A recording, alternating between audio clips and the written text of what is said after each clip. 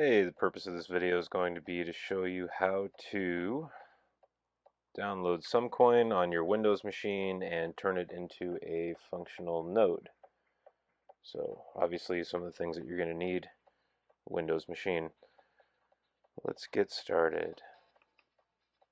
First you're going to need to go to Chrome, Firefox, Explorer, and then you're going to need to navigate over to GitHub, or you can also get the binaries, the latest binaries from sumcoin.org.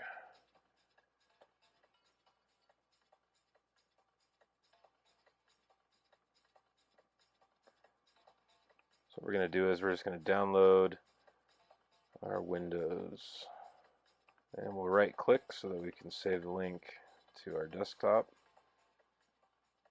We'll say that we want it there. This will download our binaries, and we'll open.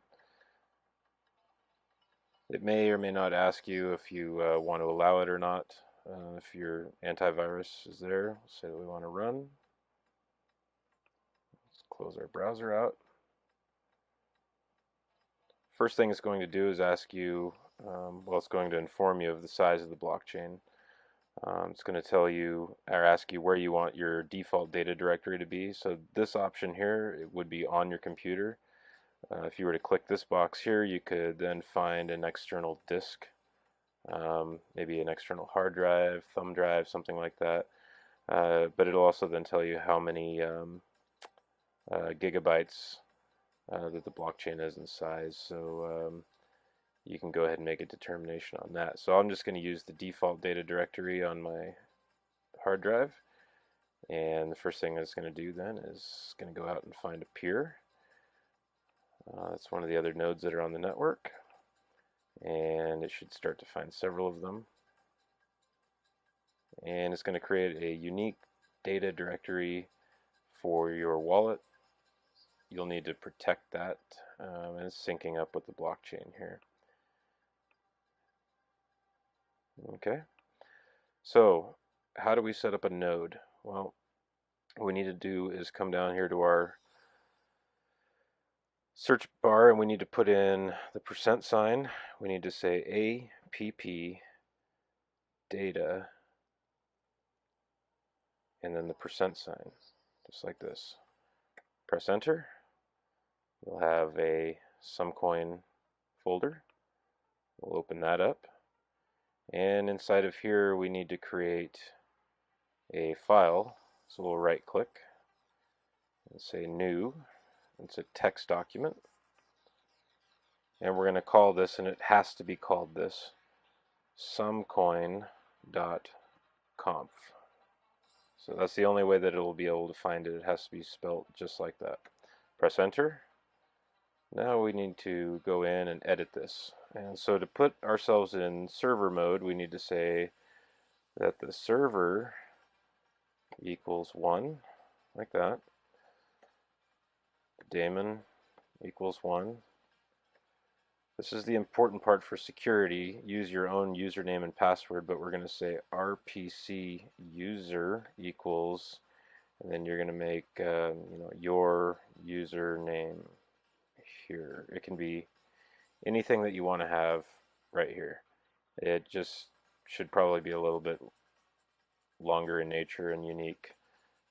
Don't just say user.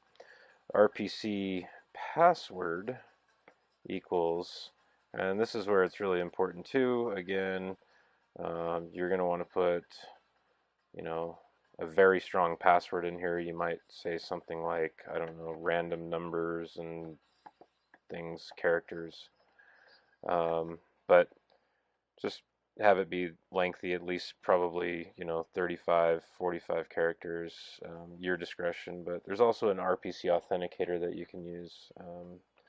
But this is just a quick how to set yourself up as a node video. Go ahead and save that.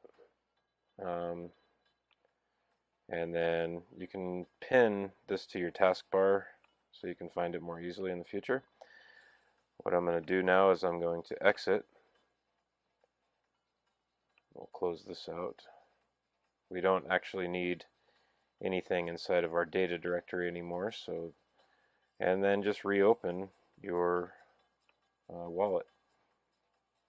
And the next time that it reopens, it should have some server functionality to it. Now the other part of that is you'll need to log into your router and you'll need to open ports 3332 and 3333. I can't show you how to do that here in this, but if all else fails too, other options are go to settings, options.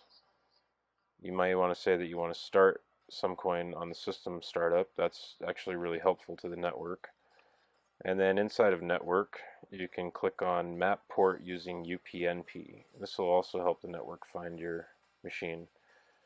Click OK, and you're all done.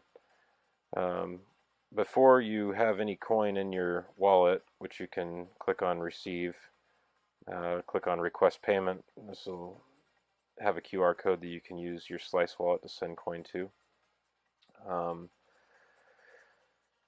You'll want to make sure that you come in and say backup wallet, but first encrypt it. So let's just say that I'm going to come in here and I'm going to say that I'm going to show the password, but normally you would not do this. I'm just going to say super strong password, spelt a little bit weird there at the end.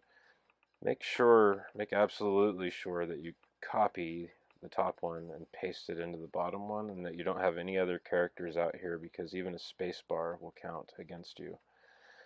So we'll say OK to that, and it'll tell you if you lose this, you'll lose all of your Sumcoins. So do you want to continue? I'm going to say yes, and it's going to then encrypt your wallet. It'll tell you this encryption process needs to restart. Say OK. And then we'll run it again. I should unclick this so it doesn't keep asking me.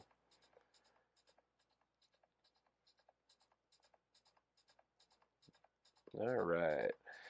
Almost there. Last thing that you'd want to do, and this is actually very important, back up your wallet.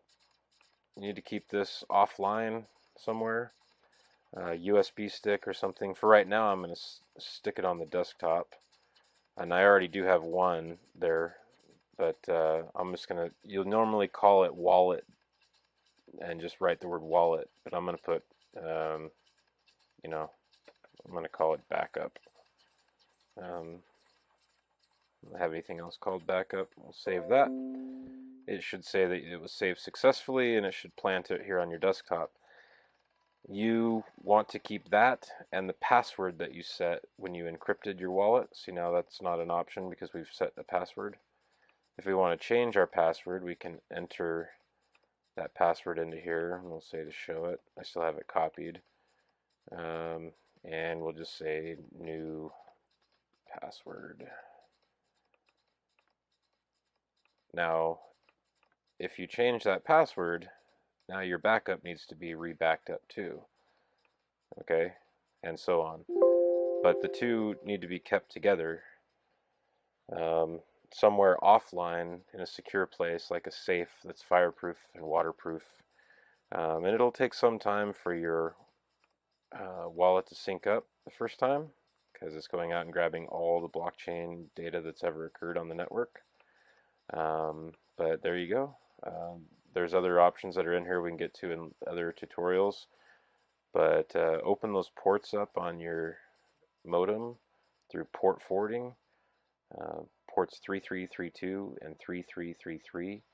That'll help you out a lot, and the network out a lot. Just make sure that you're taking your security seriously. Set secure passwords and usernames. And that's it. So thanks for watching, and we'll catch you guys on the next one.